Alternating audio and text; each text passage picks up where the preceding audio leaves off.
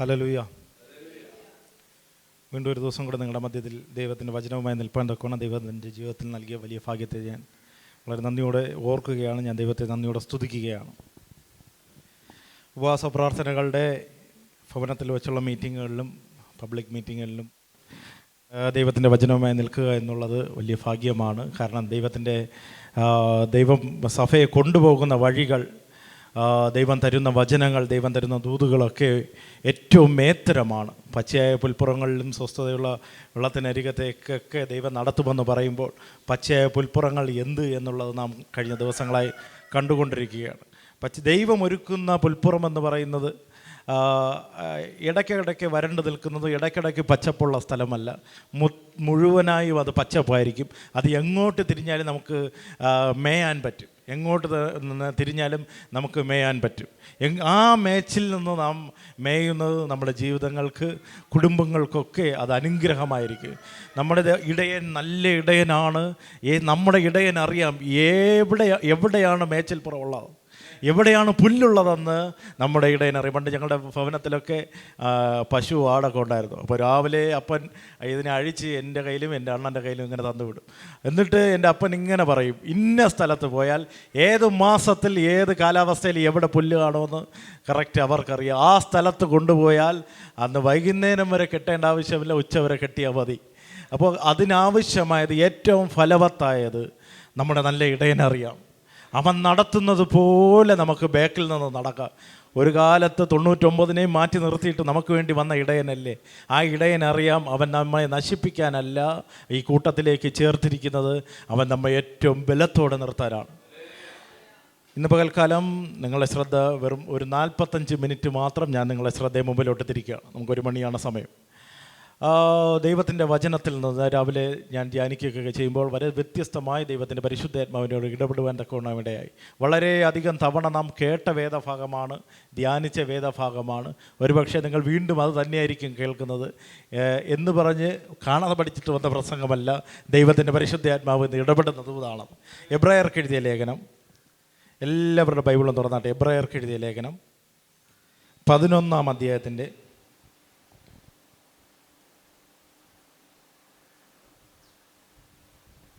എബ്രായർക്ക് എഴുതിയ ലേഖനം 11-ാം അധ്യായത്തിൻ്റെ 13 മുതൽ 16 വരെയുള്ള വാക്യങ്ങൾ ഞങ്ങൾ വായിക്കാം. ആർക്കെങ്കിലും ഒരാൾക്ക് വായിക്കാം. എബ്രായർക്ക് എഴുതിയ ലേഖനം 11-ാം അധ്യായത്തിൻ്റെ 13 മുതൽ 16 വരെയുള്ള വേദവാക്യങ്ങൾ.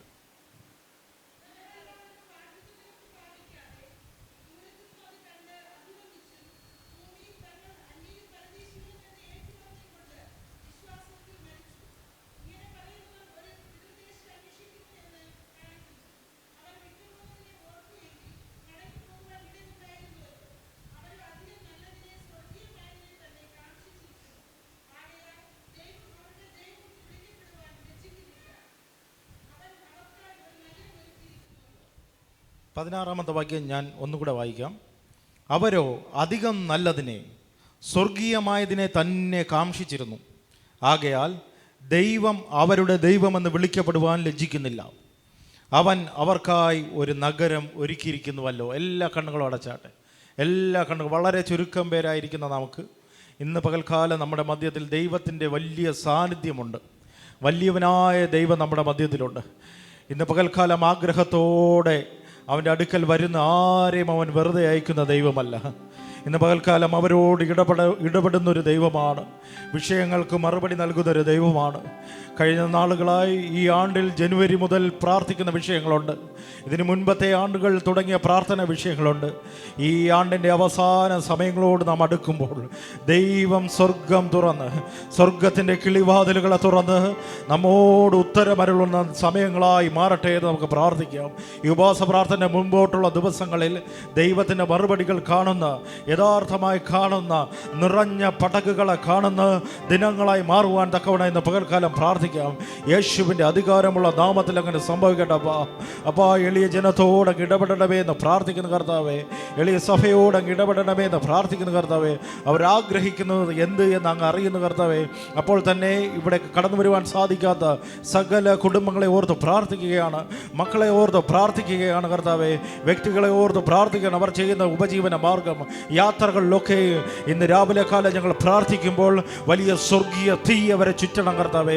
ദൈവത്തിൻ്റെ സാന്നിധ്യം അവരെ ചുറ്റണം. അവരുടെ ഉപജീവന മാർഗങ്ങൾ എവിടെ ആയിരിക്കുന്നു കർത്താവേ, അവരെ നിറയ്ക്കുന്ന ഒരു ദൈവ സാന്നിധ്യം ഇവിടെ നിന്ന് പുറപ്പെടുവാൻ തക്കവണ്ണം ഞങ്ങൾ പ്രാർത്ഥിക്കുകയാണ്. ദൈവത്തിൻ്റെ കൃപ അവരുടെ മേൽ ജ്വലിക്കട്ടെ കർത്താവേ.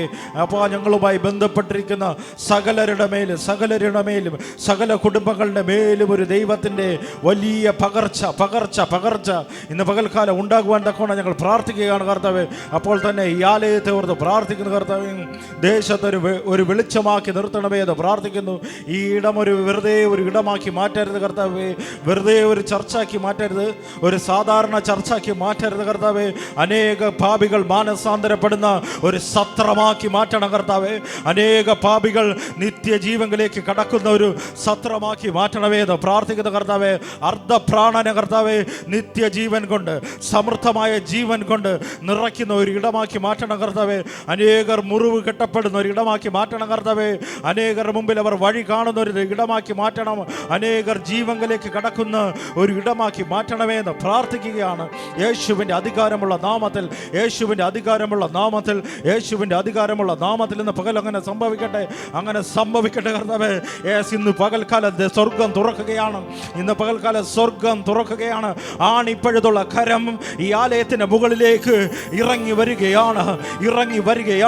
ആണിപ്പഴുതുള്ള കരം യേശുവിൻ്റെ അധികാരമുള്ള നാമത്തിൽ കലങ്ങി മറിഞ്ഞു കിടക്കുന്ന വലിയ കൂറ്റൻ തിരമാലകളുള്ള വളരെ പ്രക്ഷുബ്ധമായ ഒരു കടലിനകത്തൂടെ ആ തിരമാലകളെ കീറി മുറിച്ചുകൊണ്ട് ഒരു വലിയ കൂറ്റൻ കപ്പൽ മുൻപിലേക്ക് കുതിക്കുന്നത് പോലെ എല്ലാ പ്രശ്നങ്ങളുടെ നടുവിലൂടെയും ഈ സഭ കുതിക്കുകയാണ് മുന്നിലേക്ക്. ഈ പടകിൽ കയറുന്ന സകലരെ രക്ഷസ്ഥാനത്തേക്ക് എത്തും. ഉപവാസ പ്രാർത്ഥന കഴിയുമ്പോൾ ഈ പടകിലേക്ക്, ഈ കപ്പലിലേക്ക് അനേകരെ ദൈവം കൊണ്ടെത്തിക്കും. അവരെയും വഹിച്ചുകൊണ്ട് നമ്മളെത്തും. ഇന്ന് പ്രാർത്ഥിച്ചാട്ടെ. അനേകരെ നമുക്ക് രക്ഷിക്കണം. അനേക പാപികൾ മാനസാന്തരപ്പെടണം. ഇതല്ലയോ ദൈവഹിതം? ഇതല്ലയോ ഇന്ന് പകൽക്കാല ദൈവത്തിന്റെ ഹൃദയത്തിനകത്തെ വേദന? അപ്പാ, ഞങ്ങളെ ഉപയോഗിക്കണമപ്പാ. അനേക മക്കൾ പോലെ ഞങ്ങൾ കിടന്ന അതേ ചേറ്റിൽ കിടക്കുന്ന അനേകരുണ്ടപ്പാ. ഞങ്ങൾ കുഴഞ്ഞതുപോലെ കുഴയുന്ന അനേകർ ഈ നാട്ടിലുണ്ട് കർത്താവേ. വീണ്ടും കാലെടുത്ത് വെച്ചിട്ടും വീണ്ടും വീണ്ടും കുഴഞ്ഞുകൊണ്ടിരിക്കുന്ന അനുഭവം. അപ്പൊ അങ്ങനെയുള്ള അനേകരെ ഈ പാറമേൽ അങ്ങ് കൊണ്ടുവരണം അപ്പ. ഈ പാറമേൽ അങ്ങ് നിർത്തണമേ എന്ന് ഞങ്ങൾ പ്രാർത്ഥിക്കുകയാണ് കർത്താവേ. ദൈവ സാന്നിധ്യം കൊണ്ട് അങ്ങ് നിറയ്ക്കണം കർത്താവേ. അപ്പാ, നിങ്ങളുടെ വചനം സംസാരിക്കുന്ന അടിയൻ അങ്ങയുടെ കരങ്ങൾ സമർപ്പിക്കുന്നു. അങ്ങ് ഹിതമല്ലാത്ത ഒരു വചനം പോലും, ഒരു വാക്ക് പോലും അടിയൻ സംസാരിക്കരുത്. ദൈവത്തിന്റെ ശബ്ദം ഞങ്ങൾക്ക് കേൾക്കണമപ്പാ. ഞങ്ങളത് മുൻപിലേക്ക് നടത്തുമെന്ന് ഞങ്ങൾക്കറിയാം. അങ്ങനെ അങ്ങ് ചെയ്യുന്ന കൃപകൾക്കായി നന്ദി. സകലതും യേശു ക്രിസ്തുവിൻ നാമത്തിൽ അപേക്ഷിക്കുന്നു പിതാവേ, ആമേൻ. നാം വായിച്ച വേദഭാഗത്തിലേക്ക് വളരെ വേഗം കടന്നു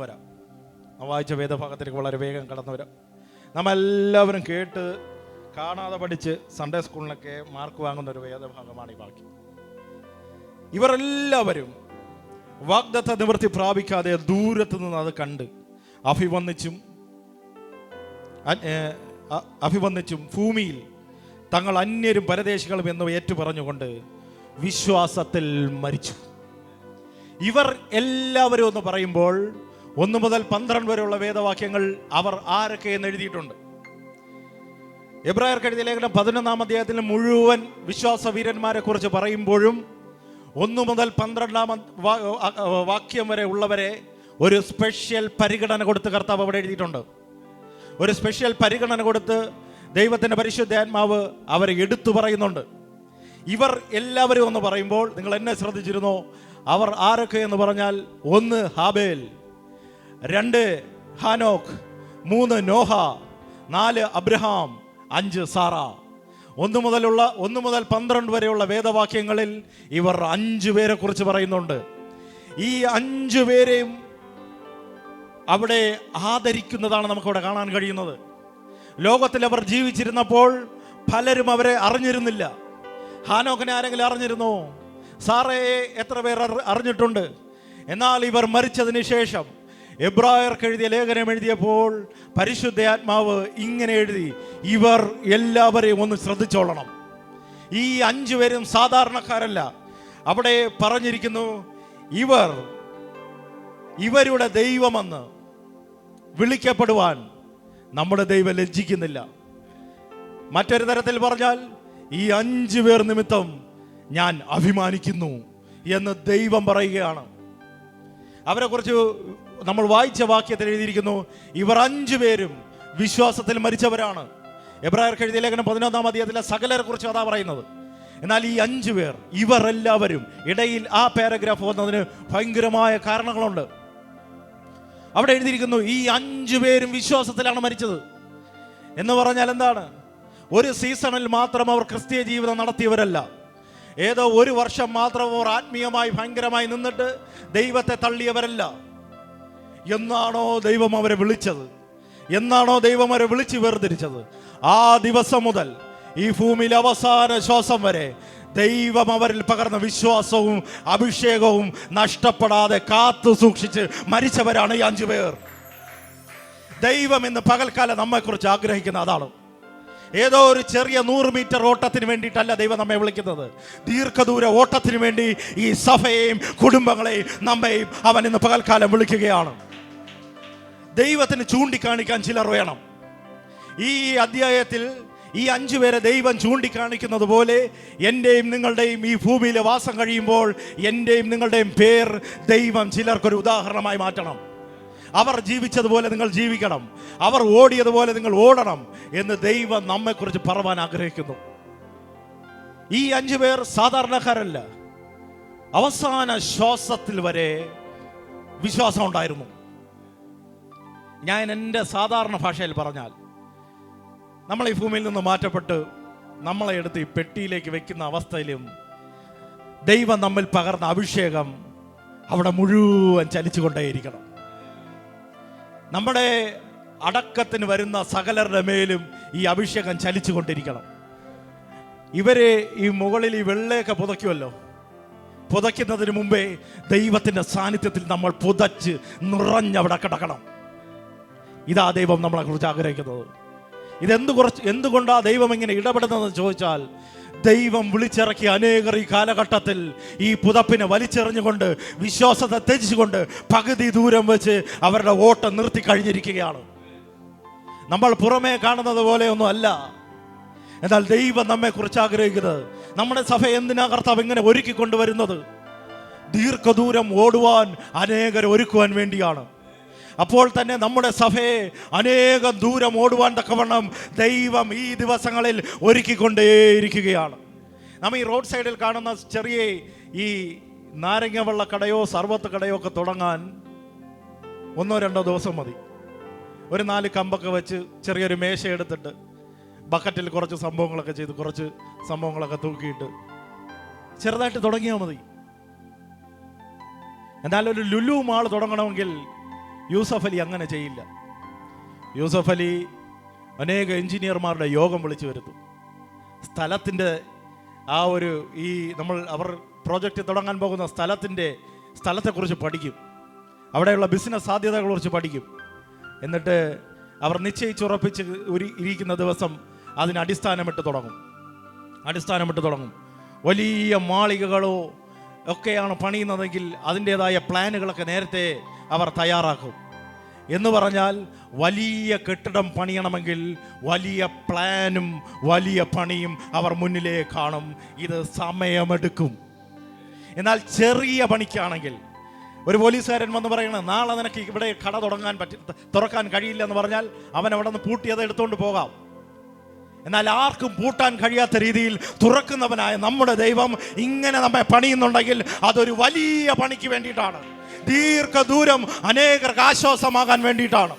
എന്തിനാ ദൈവം ഇങ്ങനെ പണിയുന്നത് ചോദിച്ചാൽ, ചെറിയ വാക്കുകൾക്ക് മുന്നിലും ചെറിയ തിരമാലകൾക്ക് മുന്നിലും തകർന്നു പോയ അനേക സഭകൾ നമുക്ക് ചുറ്റുപാടുമുണ്ട്. ചെറിയ പ്രശ്നങ്ങൾക്ക് മുന്നിലും പ്രതികൂലങ്ങൾക്ക് മുന്നിലും തകർന്നു പോയ അനേക സഭകൾ ചെറുതും വലുതും നമ്മുടെ ചുറ്റുപാടും ഇന്നുണ്ട്. ഇന്ന് അവിടെ പോയാൽ നിങ്ങൾക്ക് ആ ഷെഡ് കാണാം. ഇവിടുന്ന് അവിടെ പോയാൽ നിങ്ങൾക്ക് പഴഞ്ചൻ വിശ്വാസികളെ കാണാം. ഇന്ന് അവിടെ പോയാൽ നിങ്ങൾക്ക് ദൈവ സാന്നിധ്യം തൊടാൻ പറ്റില്ല, അനുഭവിക്കാൻ പറ്റില്ല. ഇന്ന് പകൽക്കാലം ഞാൻ ഈ ദൈവത്തിൻ്റെ വചനം ധ്യാനിക്കുമ്പോൾ ദൈവത്തിൻ്റെ പരിശുദ്ധാത്മാവ് പറഞ്ഞു, ഞാൻ അങ്ങനെ ഒരു സഭയ്ക്ക് വേണ്ടി നോക്കി നടക്കുകയാണ്, അനേകരെ അവസാനം വരെ കൊണ്ടെത്തിക്കാൻ. പ്രിയമുള്ളവരെ, എത്ര പേരാണ് നമ്മുടെ ചുറ്റുപാടും പകുതിയിൽ വെച്ച് വിശ്വാസ ജീവിതം ഉപേക്ഷിച്ച് പോകുന്നത്? വേണമെങ്കിൽ ഏറ്റെടുക്കാം. ഞാൻ പ്രാർത്ഥിച്ച് വചനം ധ്യാനിച്ചുകൊണ്ടിരിക്കുമ്പോൾ ദൈവത്തിൻ്റെ പരിശുദ്ധാത്മാവ് പറഞ്ഞു, ഇതുപോലെ വിശ്വാസം നഷ്ടപ്പെട്ട, പകുതിയിൽ വെച്ച് ഉപേക്ഷിക്കേണ്ടി വന്ന, ഉടഞ്ഞുപോയ, തകർന്നുപോയ അനേകർ ഈ ഡോറ് തുറന്നകത്ത് കയറും. അനേകർ കയറും. ഇവിടെ വന്നിട്ട് ഒരൊറ്റ മനുഷ്യൻ പോലും വിശ്വാസം ത്യജിക്കപ്പെട്ടവരെ ഇറങ്ങിപ്പോകരുത്. അവരൊക്കെയും വിശ്വാസത്തിൽ മരിക്കണം. അവരുടെ അവസാന ശ്വാസം വരെ അവരുടെ ഉള്ളിനകത്ത് വിശ്വാസത്തെ ദൈവം നിറയ്ക്കും. അതിനുവേണ്ടി ഈ സഭയെ ദൈവം ഉപയോഗിക്കും. എന്തോ ചില അത്ഭുതങ്ങൾ മാത്രം കാണുന്നതല്ല പ്രിയമുള്ളവർ ക്രിസ്ത്യൻ ജീവിതം. ഏറ്റവും വലിയ അനുഗ്രഹം എന്ന് പറയുന്നത് അവസാനം വരെ വിശ്വാസത്തിൽ നിൽക്കാൻ പറ്റുന്ന ഒന്നാണ്. അവസാനം വരെ ദൈവം പകർന്നില്ല അഭിഷേകം. ഞാൻ ഇന്ന് രാവിലെ ഓർമ്മിച്ചു, യഥാർത്ഥമായി ദൈവം എൻ്റെ മേൽ അഭിഷേകം പകർന്ന ദിവസം. ഞാൻ ഇടയ്ക്ക് ഒരു ഭവന മീറ്റിങ്ങിൽ പറഞ്ഞു, എൻ്റെ ഒരു സഹോദരനെയും കൊണ്ട് മുന്നിലിട്ടിട്ട് അവൻ്റെ അരികിലിരിക്കുകയാണ്. ഒരു ആരാധന സമയത്ത് ദൈവദാസൻ പറഞ്ഞു, ദൈവത്തിനായി ഉപയോഗിക്കപ്പെടാൻ ആഗ്രഹമുണ്ടെങ്കിൽ ഒരു അഭിഷേകത്തിന് വേണ്ടി പ്രാർത്ഥിക്കണം. എല്ലാവരും കരഞ്ഞ് പ്രാർത്ഥിക്കുന്നു, അന്യഭാഷകളിൽ കൈയടിക്കുന്നു. എനിക്ക് കൈയടിക്കാൻ അറിയില്ല, അന്യഭാഷ അറിയില്ല. ഞാൻ ദൈവത്തോട് വാവിട്ട് നിലവിളിച്ചു, എനിക്കും അങ്ങനെയെങ്കിലും ഒരു അഭിഷേകം വേണം. സ്റ്റേജിൽ നിന്ന് ദൈവദാസൻ ഓടി ഇറങ്ങി വന്ന് എന്നെ കെട്ടിപ്പിടിച്ച് എനിക്ക് വേണ്ടി പ്രാർത്ഥിച്ചു. വലിയൊരു അഭിഷേകം എൻ്റെ തലമേലങ്ങ് വന്ന് നിറഞ്ഞു. കൂട്ടുകാരിൽ പരമായി അവൻ ആനന്ദ തൈലം കൊണ്ട് എന്നെ അഭിഷേകം ചെയ്ത ആ ദിവസം. എന്നാൽ ഈ അഭിഷേകം എൻ്റെ മേൽ വീണിട്ടെന്ന് 10 വർഷമാകുന്നു. എൻ്റെ അവസാനം എപ്പോഴെന്ന് ഞാൻ അറിയുന്നില്ല. അവസാന സെക്കൻഡ് വരെ എനിക്ക് ഈ അഭിഷേകത്തിൻ്റെ ചുമന്നു കൊണ്ടുപോകാൻ പറ്റിയാൽ അതാണ് എൻ്റെ ക്രിസ്തീയ ജീവിതത്തിൻ്റെ വിജയം.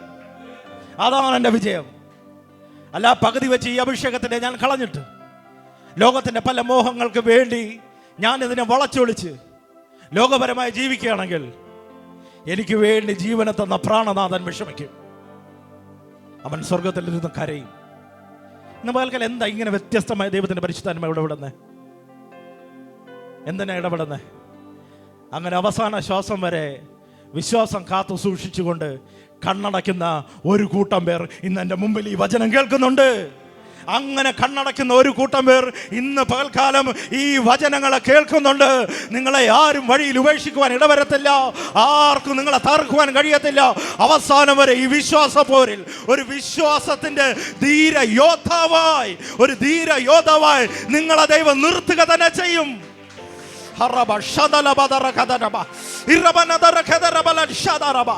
ഇതാ സ്വർഗീയ അനുഗ്രഹം, ഇതാണ് സ്വർഗീയ അനുഗ്രഹം. അങ്ങനെ അവർ ഞങ്ങൾ ഇവിടുത്തെ അന്യരും പരദേശികളുമാണെന്ന് പറഞ്ഞു വിശ്വാസത്തിൽ അങ്ങ് മരിച്ചു. ഇംഗ്ലീഷ് ബൈബിൾ വായിച്ചപ്പോഴും അതേ അർത്ഥം തന്നെയാണ് കിടക്കുന്നത്. അവർ വിശ്വാസത്തിലാണ് കണ്ണടച്ചത്. എത്രയോ പ്രതികൂലങ്ങൾ അവർ കണ്ടു, എത്രയോ പ്രതിസന്ധികൾ കണ്ടു. വിശ്വാസ ജീവിതത്തിന് പ്രതിസന്ധികളുണ്ട്. അതില്ലെന്ന് പഠിപ്പിക്കുന്ന ന്യൂ ജനറേഷൻ ചർച്ചകളൊക്കെ വന്നിട്ടുണ്ട്. എങ്കിലും ഞാൻ ഓൾഡ് ജനറേഷൻ ആയതുകൊണ്ട് ഞാൻ പറയാം, വിശ്വാസത്തിനകത്ത് പ്രതിസന്ധികളുണ്ട്. നമ്മളൊരു ഭവനത്തിൽ പോകുമ്പോൾ ഡൈനിങ് ടേബിളിൽ ഈ ഒരു ജഗ്ഗൊക്കെ വെച്ചിട്ടുണ്ട്. ഈ എല്ലാ ഭവനങ്ങളും കാണും, നല്ല കണ്ണാടിയിൽ നല്ല ഭംഗിയുള്ള നല്ല ജഗ്. അതിനകത്ത് പൊടി പടലമില്ല, ഒരു പൊടിയോ എന്തെങ്കിലും പാളിച്ചകളോ ഒന്നും ഉണ്ടാവില്ല. നല്ല തെളിഞ്ഞ വെള്ളം അതിനകത്ത് എപ്പോഴും വെച്ചിരിക്കും. കാണുന്നവർക്ക് ഭംഗിയാണ്. നല്ല പൂവിൻ്റെ ഒക്കെ പിക്ചറൊക്കെ അതിൽ കാണും. എല്ലാവർക്കും ഭംഗിയാണ്. എല്ലാവരും ഒന്ന് അതാണ് കാണാൻ ആഗ്രഹിക്കുന്നത്. ആ ഡൈനിങ് ടേബിളിനകത്തിരുന്ന് അതിൽ ഒഴിച്ച് കുടിക്കാൻ ആഗ്രഹിക്കുന്നത്. എന്നാൽ വീട്ടിൽ ഏറ്റവും പ്രയോജനമുള്ള പാത്രം അതല്ല. ഒരു ഭവനത്തിനകത്ത് ഏറ്റവും പ്രയോജനമുള്ള പാത്രം അതല്ല. അമ്മമാരോട് ചോദിച്ചാൽ അറിയാം, അടുക്കളയിൽ പോയി എല്ലാത്തിനും അവർ ഉപയോഗിക്കുന്ന ഒരു പാത്രം കാണും. നല്ല വെള്ളം എടുക്കാനും ചീത്ത വെള്ളം എടുക്കാനും എല്ലാത്തിനും. അതിനകത്ത് ചെറിയ ചൊട്ടലുകൾ കാണും. അതിൻ്റെ വക്കുകളൊക്കെ ചിലപ്പോൾ പൊട്ടിയിരിക്കുന്നുണ്ടായിരിക്കാം. ചിലപ്പോൾ അതിനകത്ത് ചെറിയ അഴുക്കുകളും ക്ലാവുകളും ഒക്കെ കാണും. ഈ ഡൈനിങ് ടേബിൾ വരാനുള്ള ആഹാരം ഉണ്ടാക്കാൻ കലത്തിനകത്ത് വെള്ളം ഒഴിക്കുന്നത് ചിലപ്പോൾ ഇതായിരിക്കും. കയ്യിൽ നിന്ന് ഒരുപാട് തവണ ചിലപ്പോൾ വീഴുമായിരിക്കും. എങ്കിലും ഏറ്റവും കൂടുതൽ പ്രയോജനമുള്ള അതാണ്. ഇന്ന് എല്ലാവർക്കും ഇഷ്ടം ഡൈനിങ് ടേബിളിൻ്റെ മുകളിൽ ഏറ്റവും ഭംഗിയോടെ എല്ലാവരെ കാണിക്കാൻ വെള്ളയും വിട്ട് ഒരു അന്യഭാഷ പറഞ്ഞുകൊണ്ട് മാത്രമായിരിക്കും. അങ്ങനെയല്ല. ദൈവത്തിന് വേണ്ടി ഉടഞ്ഞ് ഒരു ഗോതമ്പ് മണി പോലെ നിലത്ത് വീണ് തകർക്കപ്പെട്ട് എന്നാൽ എല്ലാവർക്കും പ്രയോജനമുള്ള ഒരുവനാക്കി ഒരുവളാക്കി ഒരു സഭയാക്കി ഇന്ന് പകൽക്കാലം അങ്ങനെ ഒരു അഭിഷേകം ഇതിനകത്ത് ചലിക്കുന്നുണ്ട്. അങ്ങനെ ഒരു അഭിഷേകം ഇതിനകത്ത് ചലിക്കുന്നുണ്ട്. നിങ്ങളൊരു കാര്യം ഓർക്കണം, ഏറ്റവും കൂടുതൽ ആ പാത്രത്തിനെ കയ്യിലെടുക്കുന്നത് ആ ഉടമസ്ഥനായിരിക്കും. ഇന്ന് പകൽക്കാലം ചില വ്യക്തികളെ, ചില പാത്രങ്ങളെ ഉടഞ്ഞു പോയത്, വക്ക് ഉടഞ്ഞു പോയത്, കീറിപ്പോയത്, എന്നാൽ നിങ്ങളെ ദൈവം ഏറ്റവും കൂടുതൽ ഉപയോഗിക്കാൻ ആഗ്രഹിക്കുന്നു. ഇന്ന് ഏതോ ഉടഞ്ഞ കുടുംബങ്ങളെ, വ്യക്തികളെ ദൈവം ഉപയോഗിക്കാൻ ആഗ്രഹിക്കുന്നു. ഇത് നിങ്ങളുടെ ദിവസമാണ്. ഇത് നിങ്ങളുടെ ദിവസമാണ്. ഇത് യഹോവ ഉണ്ടാക്കിയ ദിവസം. ഇന്ന് നാം ആനന്ദിക്കുക. ഇത് നിങ്ങളുടെ ദിവസമാണ്. ഏറ്റവും കൂടുതൽ ഉടയപ്പെട്ടവർ എന്നെ കേൾക്കുന്നുണ്ടോ? ലോകം നിങ്ങളെ അറിഞ്ഞില്ലെങ്കിലും നിങ്ങളെ ഉപയോഗിക്കുന്ന അറിയുന്ന നല്ലൊരു കർത്താവുണ്ട്. ഈ ഹാനോക്കൊക്കെ അടുക്കളയിലെ പാത്രമായിരുന്നു. നീ ദൈവത്തോട് കൂടെ നടക്കുന്നതല്ലേ എന്ന് പറഞ്ഞ് ആരും വിളിച്ചിങ്ങനെ സ്റ്റേജിലൊന്നും നിർത്തിയില്ല. പൂമാലയൊന്നും ഇട്ടില്ല ഹാനോക്കിന്. ഹാനോക്ക് 300 വർഷം ദൈവത്തോടു കൂടെ നടത്തും. ആരും ഒരു പൂച്ചണ്ട് പോലും കൊണ്ടു കൊടുത്തിട്ടില്ല.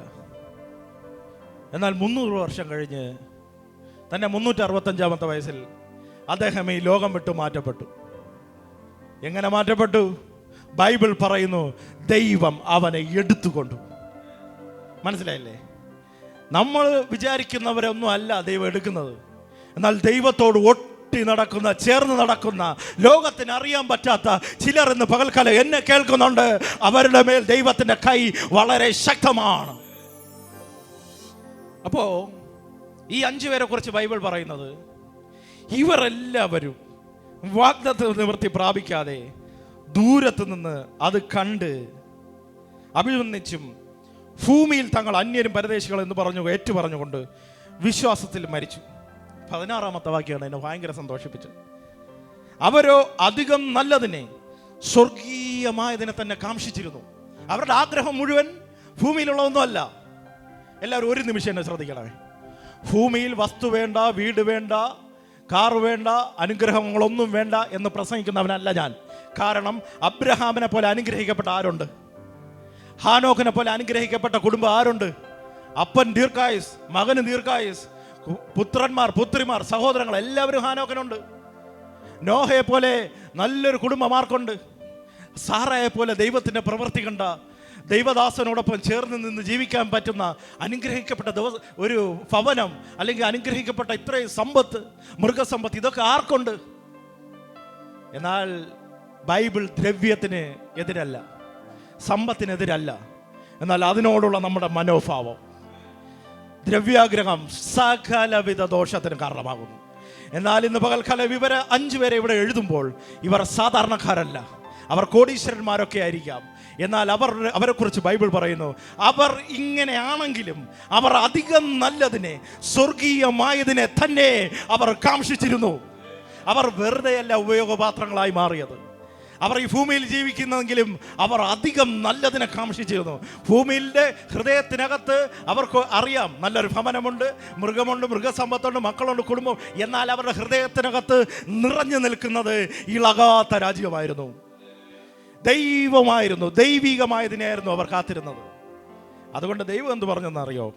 ആകയാൽ ദൈവം അവരുടെ ദൈവമെന്ന് വിളിക്കപ്പെടുവാൻ ലജ്ജിക്കുന്നില്ല.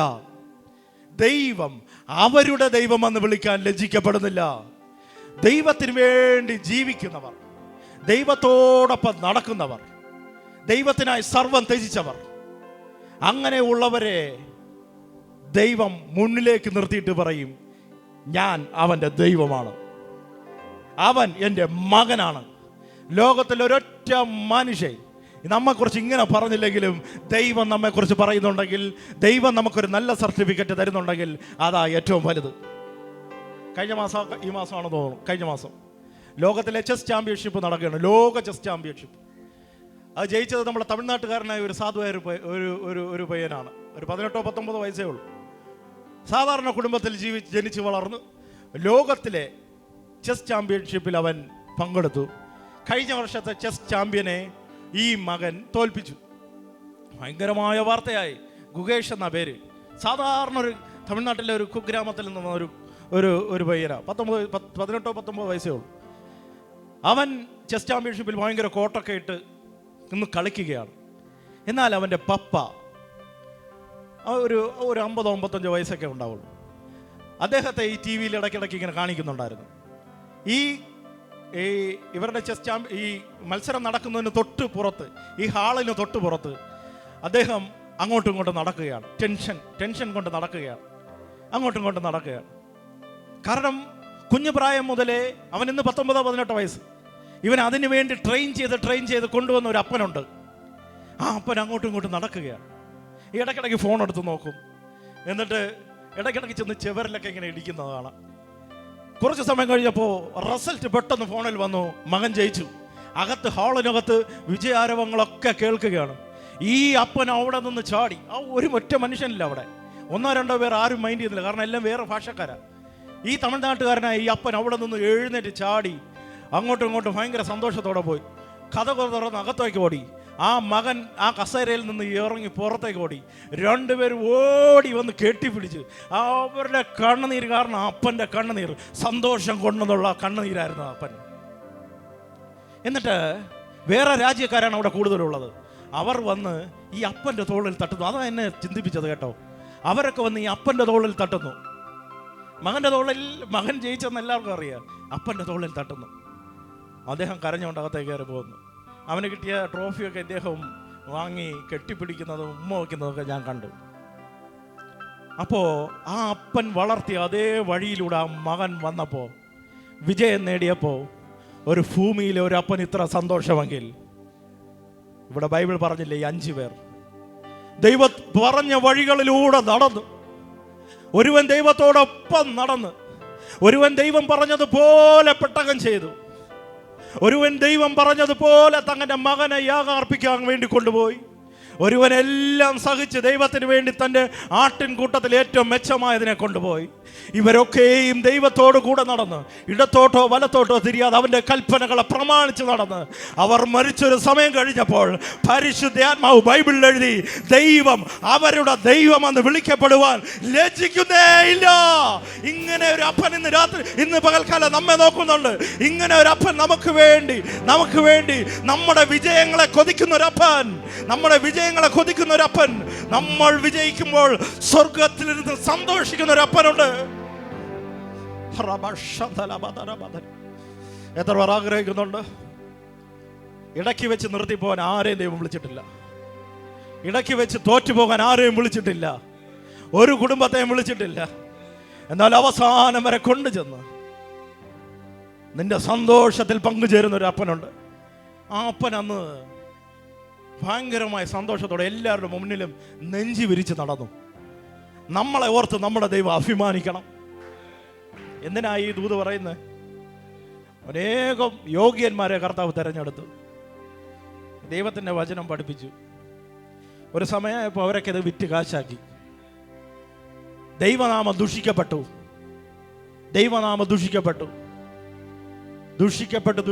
അനേക സഭകൾ നാമാവശേഷമായി. എന്നാൽ അതുകൊണ്ട് ആ പ്രവൃത്തി കൊണ്ട് എല്ലാം നിർത്തിവെക്കുന്നവനല്ല ദൈവം. ഇന്ന് പകലും പറയുന്നുണ്ട്, ഗോർബി ബ്രദറെ, ഞാൻ നിന്റെ ദൈവമെന്ന് വിളിക്കുവാൻ ഞാൻ ആഗ്രഹിക്കുന്നു. നീ നിമിത്തം ഞാൻ അഭിമാനിക്കുവാൻ ആഗ്രഹിക്കുന്നുണ്ട്. പ്രിയ മകനെ, മകളെ, ദൈവകുഞ്ഞെ, നീ നിമിത്തം അഭിമാനിക്കുവാൻ ആഗ്രഹിക്കുന്ന ഒരു ദൈവമുണ്ട്. ഈ ദുഷിക്കപ്പെട്ട് കിടക്കുന്ന ഈ കാലഘട്ടത്തിൽ എനിക്ക് വേണ്ടി നിൽക്കുന്ന, ഞാൻ ഇറങ്ങി നിൽക്കുന്ന സഭയെന്ന് ദേശത്തോട് വിളിച്ചു പറവാൻ ദൈവം ആഗ്രഹിക്കുന്ന ഒരു സഭയുണ്ട്.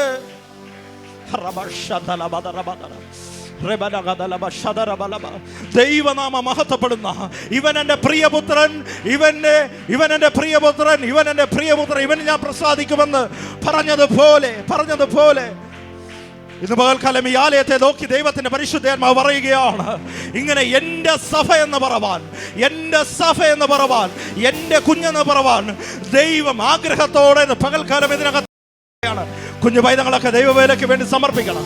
ദൈവത്തോട് കൂടെ നടക്കുവാൻ വേണ്ടി സമർപ്പിക്കണം. നിങ്ങളുടെ ജീവിതങ്ങളൊക്കെ സമർപ്പിക്കണം.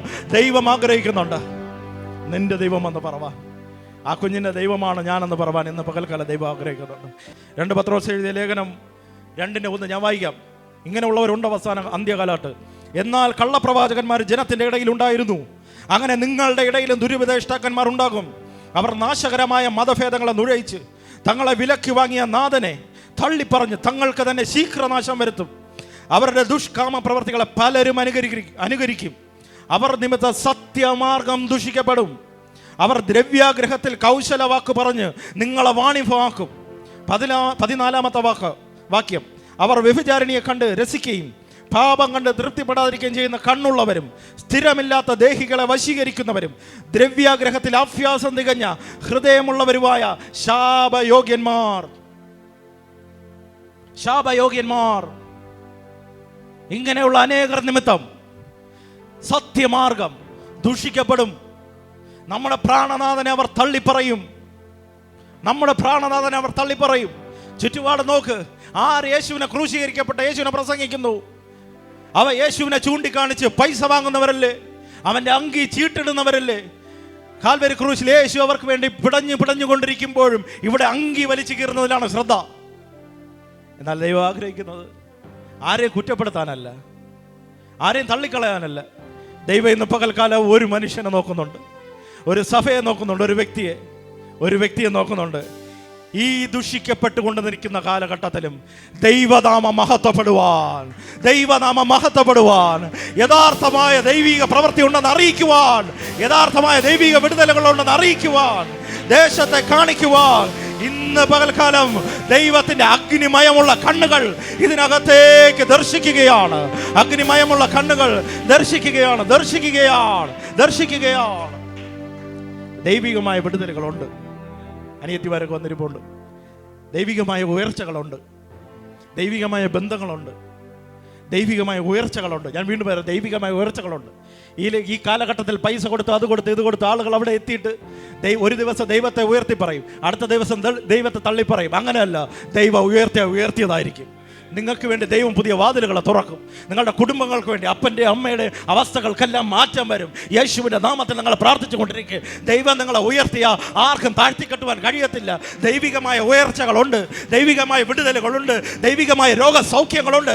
യേശുവിൻ്റെ നാമത്തിൽ ഞാനത് പറയുമ്പോൾ ഒരു വലിയ അഭിഷേകം ഇതിനകത്തേക്ക് ജ്വലിച്ചിറങ്ങട്ടെ. വലിയൊരു അഭിഷേകം ഇതിനകത്ത് ജ്വലിച്ചിറങ്ങട്ടെ. ദൈവികമായ ഉയർച്ചകൾ ഈ കുടുംബങ്ങൾ കാണട്ടെ. ദൈവികമായ ഉയർച്ചകൾ കാണട്ടെ. ദൈവികമായ വളർച്ചകൾ കാണട്ടെ. യേശുവിന്റെ അധികാരമുള്ള നാമത്തിൽ അങ്ങനെ സംഭവിക്കട്ടെ.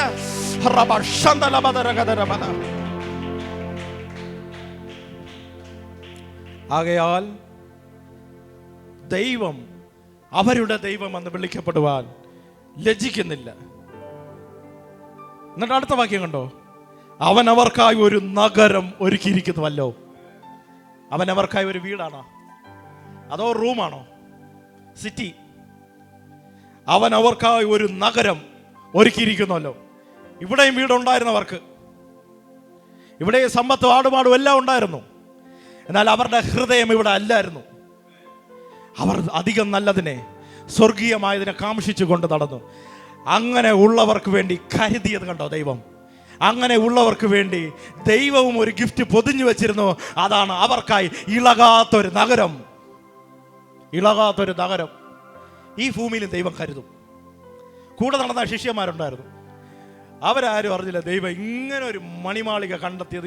എപ്പോഴും കൂടെ ഉണ്ടായിരുന്നു. ഇത് എപ്പോഴാണ് പോയി ബുക്ക് ചെയ്തതെന്ന് പോലും അറിയില്ല. കൂടെ നടക്കുന്നവർക്ക് വേണ്ടി എപ്പോഴും കരുതുന്ന ഒരു നല്ല കർത്താവുണ്ട്. കൂടെ നടക്കുന്നവർക്ക് വേണ്ടി പത്രോസ് കൂടെ നടക്കും. അവനോട് പറഞ്ഞു, നീ പോയി എന്ത് ചെയ്യുക, ഒരു ചൂണ്ടലിട്ട് മീനിനെ പിടിക്കുക. അതിൻ്റെ വാക്യകത്ത് നിന്ന് ചതുർദ്രഹ്മ പണമെടുക്കണം.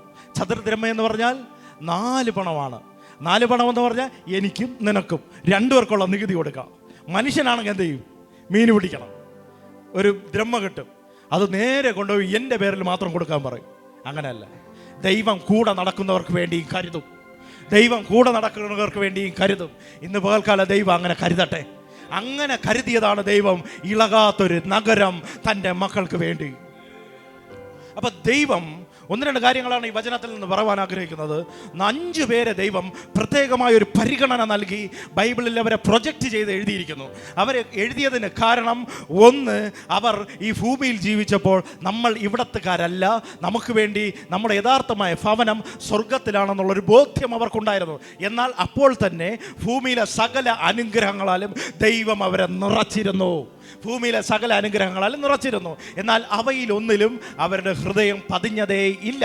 അങ്ങനെ ഒരു ഹൃദയമുണ്ടെങ്കിൽ ദൈവം നമ്മെ വാരിക്കോരി അനുഗ്രഹിക്കും. ബൈബിളിലൊരു ഉപമ യേശു കർത്താവ് പറഞ്ഞു, എനിക്ക് ഭയങ്കര ഇഷ്ടമുള്ള വാക്യമാണ്. കർത്താവ് ഒരു മനുഷ്യനെ മൂടാന്ന് വിളിക്കുന്ന ഒരു ഭാഗമാണ്. ആദ്യമായിട്ടാണ് ഒരു മനുഷ്യനെ മൂടാന്ന് വിളിക്കുന്നത്. ഒരു മനുഷ്യന്, നമുക്ക് വായിക്കാം കേട്ടോ, ലൂക്കോസ് എഴുതിയ സുവിശേഷം 12-ാം അധ്യായം. ലൂക്കോസ് എഴുതിയ സുവിശേഷം, മത്തായി, മർക്കോസ്, ലൂക്കോസ് എഴുതിയ സുവിശേഷം 12-ാം അധ്യായത്തിൻ്റെ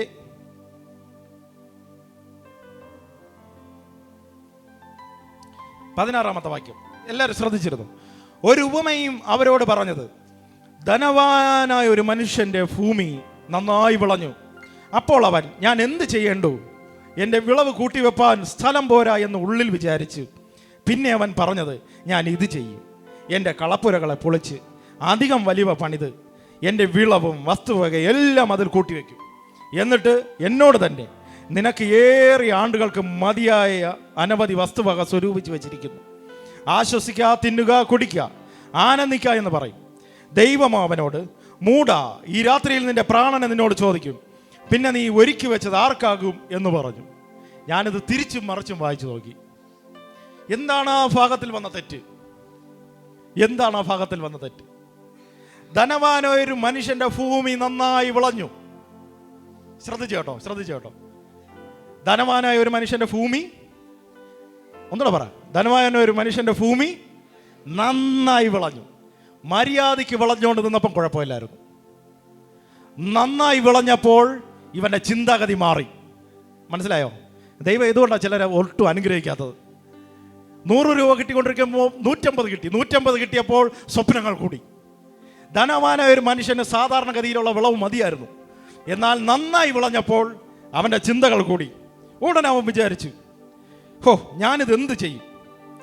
എൻ്റെ കളപ്പുരകളെ പൊളിക്കും ഞാൻ. അതിനെ ഞാൻ എന്നിട്ട് വലിയ പണി, എന്നിട്ട് വിളവും വസ്തുവക എല്ലാം അതിൽ കൂട്ടിവെക്കും. എന്നിട്ട് എല്ലാം കൂട്ടിവെച്ചിട്ട് ഇതിനെ തിന്നുക, കുടിക്കുക, ആനന്ദിക്കുക എന്ന് ഞാൻ പറയും. മര്യാദയ്ക്ക് വിളഞ്ഞുകൊണ്ടൊന്നും പ്രശ്നമില്ലായിരുന്നല്ലോ. നമ്മളെ മൈൻഡ് സെറ്റ് എല്ലാം ഇന്ന് പകൽക്കാലം മാറട്ടെ. ഇഷ്ടപ്പെട്ടില്ലെങ്കിലും കുഴപ്പമില്ല. ഇതാണ് ദൈവം അനുഗ്രഹിക്കേണ്ട ഏറ്റവും വലിയ മാനദണ്ഡം. പ്രിയമുള്ള ദൈവം അനേകരെ അനുഗ്രഹിച്ചിട്ടുണ്ട്. ഞാൻ കേട്ടിട്ടുണ്ട് 75-80 ലക്ഷം കോടികളുടെ കടമൊക്കെ ദൈവം മാറ്റിയത്. ഞാൻ കേട്ടിട്ടുണ്ട് സാക്ഷ്യം. നമ്മുടെ ദേശത്തൊരു പാസ്റ്ററുണ്ട്, 7-8 കോടി കടമാണ്. ദൈവം ഒറ്റ മാസം കൊണ്ട് മാറ്റി കൊടുത്തു. ഒറ്റ മാസം കൊണ്ട് ദൈവത്തിന് ചെയ്യുവാൻ കഴിയും. നമ്മളെ ബിസിനസ്സുകൾ അനുഗ്രഹിക്കാൻ കഴിയും, സകലത്തെ അനുഗ്രഹിക്കാൻ കഴിയും. പക്ഷെ ദൈവത്തിനൊരു പേടി. അങ്ങനെ അനുഗ്രഹിച്ചാൽ നീ എന്നെ വിട്ടു പോകുമല്ലോ, നീ സഭ വിട്ടു പോകുമല്ലോ, നീ ദൈവിക കൂട്ടായ്മ വിട്ടു പോകുമല്ലോ.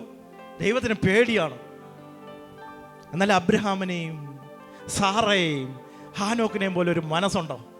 എത്ര അനുഗ്രഹം കിട്ടിയാലും ഇതെല്ലാം തന്ന ദൈവമേ നന്ദി, സ്തോത്രം. എന്നാൽ ഇതല്ല എൻ്റെ ലക്ഷ്യം. ഞാൻ ബൈക്ക് കൊടുത്തോണ്ട് ആലയത്തിലേക്ക് പോവുകയാണ്, ദൈവിക കാര്യങ്ങൾക്ക് വേണ്ടി പോവുകയാണ്, ദൈവിക പദ്ധതികൾക്ക് വേണ്ടി പോവുകയാണ്, ദൈവിക ശുശ്രൂഷയ്ക്ക് വേണ്ടി പോവുകയാണ്.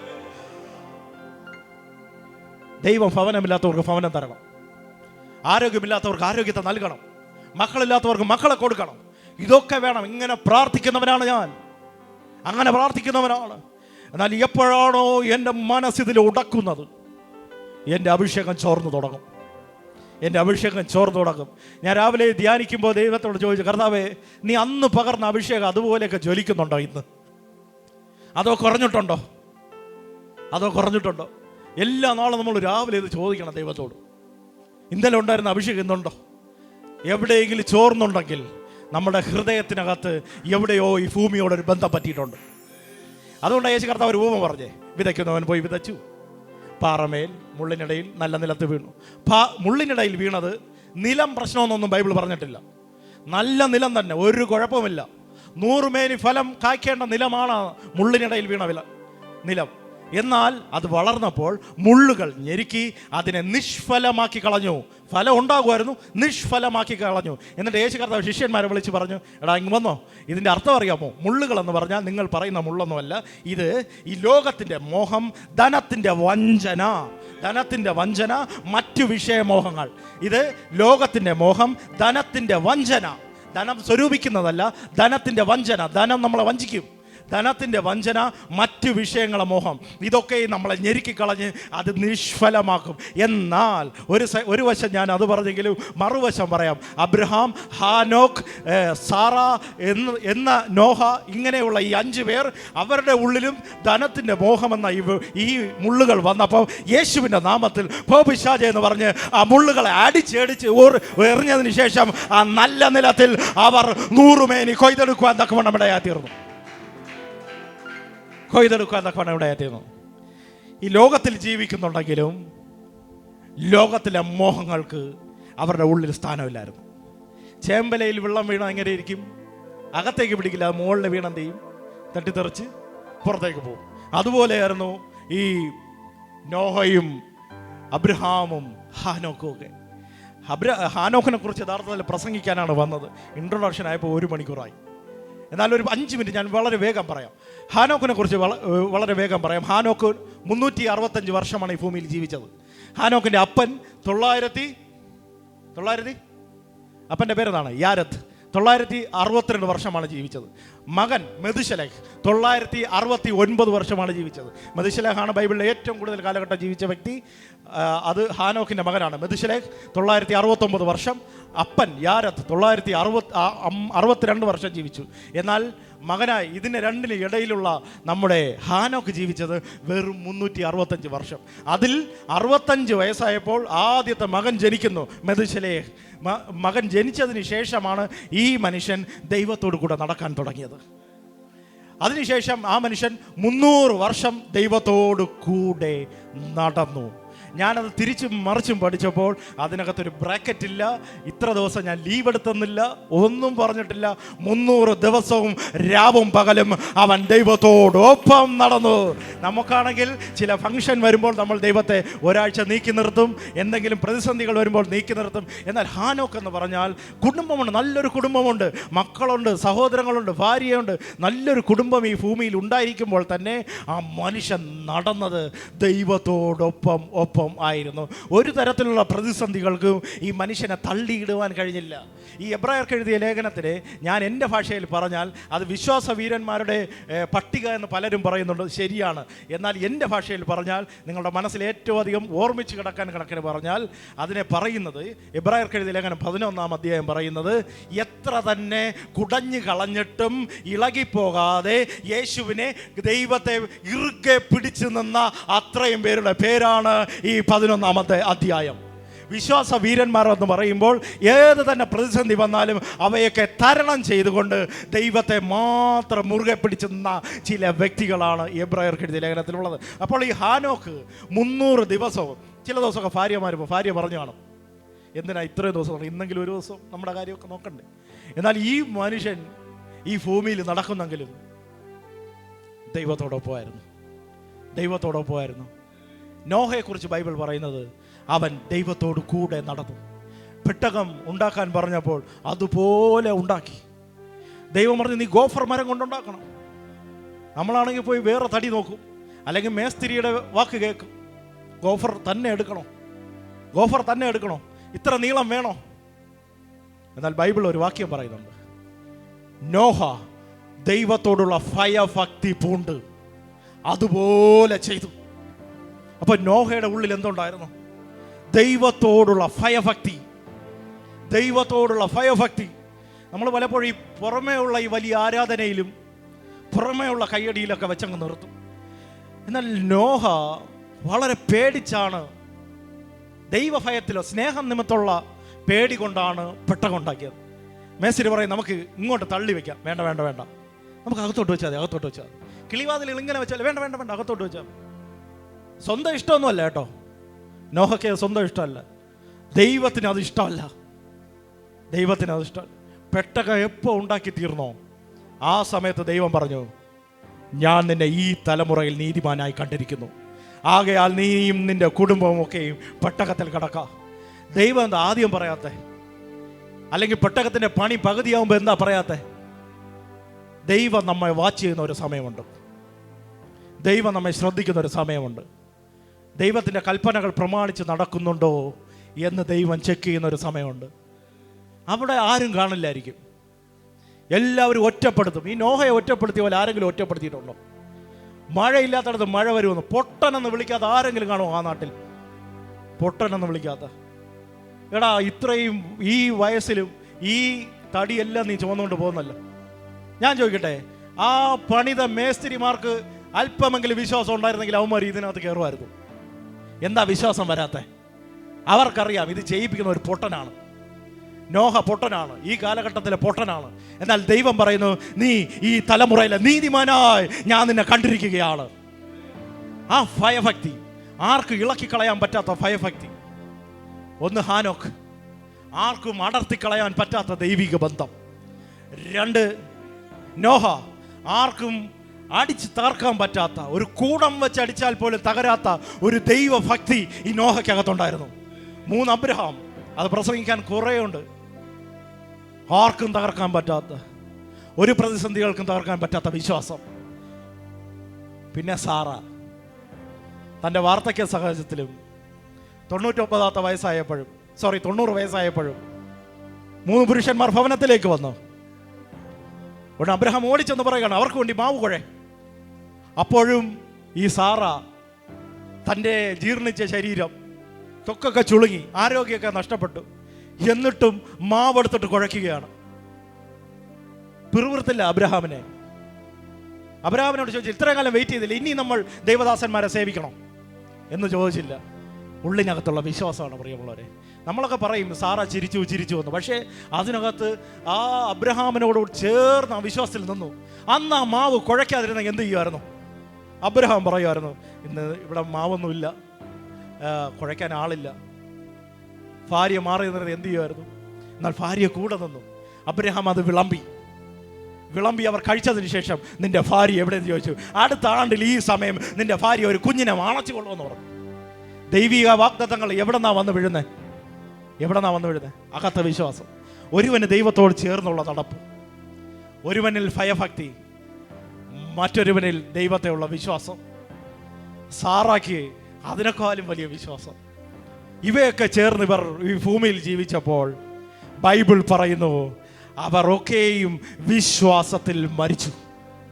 അവർ ഈ ഭൂമിയിൽ ജീവിക്കുന്നെങ്കിലും അവർ അധികം നല്ലതിനെ, ദൈവികമായതിനെ തന്നെ കാംക്ഷിച്ചു. എന്നിട്ട് ബൈബിൾ പറയുകയാണ്, ദൈവം അവരെ കുറിച്ച് പറയുകയാണ്, ഞാൻ അവരുടെ ദൈവമെന്ന് വിളിക്കാൻ ഒരിക്കലും ലജ്ജിക്കുന്നില്ല. ദൈവം ഈ കാലഘട്ടത്തിൽ നമ്മളെക്കുറിച്ച് പബ്ലിക്കായിട്ട് പറയും. ഇന്ന് പലരും സ്വന്തം ഫ്ലക്സുകളൊക്കെ ഉണ്ടാക്കി വെച്ച് നമ്മൾ വലിയ സംഭവമാണെന്നൊക്കെ പറയും, അല്ലെങ്കിൽ അനുയായികളെ കുറിച്ച് കൊണ്ടുവച്ച് ചെയ്യും. അങ്ങനെയൊന്നുമല്ല. നമുക്ക് മറന്നിരിക്കാം, ദൈവത്തിന് ഏറ്റവും പ്രയോജനമുള്ള പാത്രം അടുക്കളയിലുണ്ടാവും. ദൈവത്തിന് ഏറ്റവും പ്രയോജനമുള്ള പാത്രത്തിൽ ചിലപ്പോൾ ചൊട്ടലുകളും കീറലുകളും ഒക്കെ ഉണ്ടാകും, ചിലപ്പോൾ ചെറിയ ക്ലാവുകളുണ്ടാവും. അതൊക്കെ ഉപവാസ പ്രാർത്ഥനകൾ ദൈവം തേച്ച് മിനുക്കി എടുക്കും തോറും നമ്മൾ അധികം പ്രയോജനപ്പെട്ടുകൊണ്ടിരിക്കും. ദൈവം നമ്മളെ കഴുകുന്നുണ്ടെങ്കിൽ, ദൈവം നമ്മളെ ശുദ്ധീകരിക്കുന്നുണ്ടെങ്കിൽ ഒന്ന് ഉറപ്പിച്ചോളണം, ദൈവം നമ്മളെ ഉപേക്ഷിക്കുവാൻ ആഗ്രഹിക്കുന്നില്ല. നാളെയും ആ പാത്രം വെച്ച് ദൈവം നമ്മളെ ഉപയോഗിക്കുവാൻ ആഗ്രഹിക്കുകയാണ്.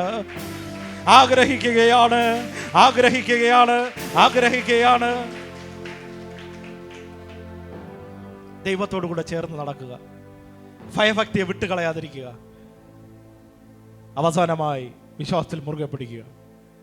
നമ്മുടെ സമയം കഴിഞ്ഞു. എല്ലാ കണ്ണുകളും അടച്ചാട്ടെ. അടുത്തൊരു സന്ദർഭം കിട്ടുമ്പോൾ നമുക്ക് ഇതിൻ്റെ ബാക്കി ചിന്തിക്കാം. എന്നാൽ ഇന്ന് രാത്രികാലം ദൈവത്തിൻ്റെ പരിശുദ്ധാത്മാവ് വളരെ വ്യത്യസ്തമായ രീതികളിലൂടെ, ഇന്ന് പകൽക്കാലം നമ്മളെ വ്യത്യസ്തമായ രീതികളിലൂടെ കൊണ്ടുപോയി. അധികം നല്ലതിനെ സ്വർഗീയമായതിനെ തന്നെ നാം കാംക്ഷിക്കണം.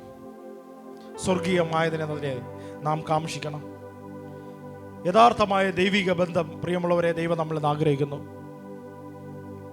യഥാർത്ഥമായ ദൈവിക സ്നേഹം, ദൈവിക ബന്ധം, ദൈവത്തിനായി യഥാർത്ഥമായി പെടുന്ന അവസ്ഥ, ദൈവത്തെ വിട്ട് മാറാതിരിക്കാനുള്ള ഒരു ആഗ്രഹം ഇന്ന് പകൽക്കാലം ഒരു ഹൃദയത്തിനകത്തൊന്നും അത് പുറത്തേക്ക് വന്നാൽ നിങ്ങൾ അടുത്തിരിക്കുന്നവരറിയണ്ട, അതിനെ ആഗ്രഹത്തെ ഒപ്പിയെടുക്കുന്ന ഒരു സ്വർഗം ഈ വചനം എൻ്റെ കയ്യിൽ തന്നയച്ചൊരു കർത്താവുണ്ട്. അതിൻ്റെ ഫലം നോക്കിക്കാണുന്ന ഒരു കർത്താവുണ്ട്. ഇന്ന് പകൽക്കാലം പരിശുദ്ധാത്മാവ് ഇതിനകത്തൂടെ നടക്കുകയാണ്. നമ്മുടെ കർത്താവ് ഇതിനകത്തൂടെ നടക്കുകയാണ്. ചിലരുടെ പേരിനെ ദൈവം ഇന്നു മുതൽ മാറ്റും. ചിലരെ ലോകം വിടക്കെന്ന് പറഞ്ഞത്, ഇത്രയും നാൾ ശൂന്യൻ എന്ന് പറഞ്ഞ ഇടത്ത് ദൈവം അവരെ നിറച്ചിട്ട് ദൈവം നിങ്ങളെക്കുറിച്ചൊരു സാക്ഷ്യം പറയും. ഈ തലമുറയിൽ അവൻ എന്നോട് കൂടെ നടന്നവനാണ്. ഈ തലമുറയിൽ അവൾ എന്നോട് കൂടെ നടന്നവനാണ്. എത്ര പേർ ആഗ്രഹിക്കുന്നുണ്ട് അങ്ങനെ ഒരു ജീവിതം? എത്ര പേർ ആഗ്രഹിക്കുന്നു അങ്ങനെ ഒരു അനുഗ്രഹിക്കപ്പെട്ട ജീവിതം? പ്രിയമുള്ളവരെ, ദൈവം നിങ്ങൾ അനുഗ്രഹിക്കാൻ ആഗ്രഹിക്കുകയാണ്. ഒരു കുടുംബത്തിനകത്തും എണ്ണ കുറയരുത്, ഒരു കുടുംബത്തിനകത്തും ശൂന്യത ഉണ്ടാകരുത് എന്ന് ആഗ്രഹിക്കുന്ന നല്ലൊരു കർത്താവുണ്ട്. പ്രിയമുള്ളവരെ, അവരെക്കുറിച്ച് ദൈവം ശ്രേഷ്ഠമായി പറഞ്ഞെങ്കിൽ ഇന്ന് പകൽക്കാലം നമ്മെക്കുറിച്ച് ദൈവം അത് ആഗ്രഹിക്കുന്നു. വലിയ കയ്യടികളോ ഒന്നുമില്ലെങ്കിൽ ഹൃദയത്തിൽ നിന്നൊരാഗ്രഹം, അപ്പാ എന്നെ അങ്ങനെ നീ ഉപയോഗിക്കണം, എന്നെ അങ്ങനെ നീ ഉപയോഗിക്കണം. ഈ വചനം എന്നോട് സംസാരിച്ച് കർത്താവേ എന്നെ അങ്ങ് ഉപയോഗിക്കണം. ഞാൻ അങ്ങേ വിട്ട് പോകില്ല കർത്താവേ, ഞാൻ അങ്ങേ വിട്ട് പോകില്ല കർത്താവേ. ഈ നശിച്ച അങ്ങയുടെ നാമം ദുഷിക്കപ്പെടുന്ന ഈ കാലഘട്ടത്തിൽ ഞാൻ നിമിത്ത ദൈവനാമം മഹത്വപ്പെടണമപ്പാ. എൻ്റെ കുടുംബം നിമിത്ത ദൈവനാമം മഹത്വപ്പെടണമപ്പാ. എൻ്റെ സഭ കർത്താവേ ദൈവനാമം മഹത്വപ്പെടണം കർത്താവേ. അങ്ങേ വിട്ട് പോകില്ല കർത്താവേ. എത്ര പേർ പറയും അങ്ങേ വിട്ട് പോകില്ല, അങ്ങേ വിട്ട് പോകില്ലെന്ന് എത്ര പേർ പറയും? അങ്ങയോട് ഞാൻ ചേർത്ത് ജീവിക്കും. ഏത് പ്രതിസന്ധി വന്നാലും, ഏത് അനുഗ്രഹം വന്നാലും ഞാൻ അവയിലൊന്നും പെടില്ല കർത്താവേ. ഒരു അനുഗ്രഹത്തിനോ പ്രതിസന്ധിക്കോ തടുക്കാൻ കഴിയാത്ത രീതിയിൽ ദൈവം നിങ്ങളെ ഇന്ന് പകൽക്കാലം ചേർക്കുകയാണ്. ഒരാണിപ്പഴുതുള്ള കരം ചിലരെ ചേർക്കുകയാണ്. ഹൃദയം തുറന്ന് ദൈവത്തോട് പറഞ്ഞാട്ട്, ഞാൻ അങ്ങേ വിട്ട് മാറില്ല, ഞാൻ അങ്ങേ വിട്ട് മാറില്ല. ഇന്ന് സ്വർഗ്ഗം സന്തോഷിക്കുന്ന പകലാണ്, ദൂതന്മാരുടെ ഇടയിൽ സന്തോഷമുണ്ടാകുന്ന പകലാണ്, ദൈവത്തിൻ്റെ മുഖത്ത് സന്തോഷമുണ്ടാകുന്ന പകലാണ്, അവൻ്റെ ഹൃദയം സന്തോഷിക്കുന്ന പകലാണ്.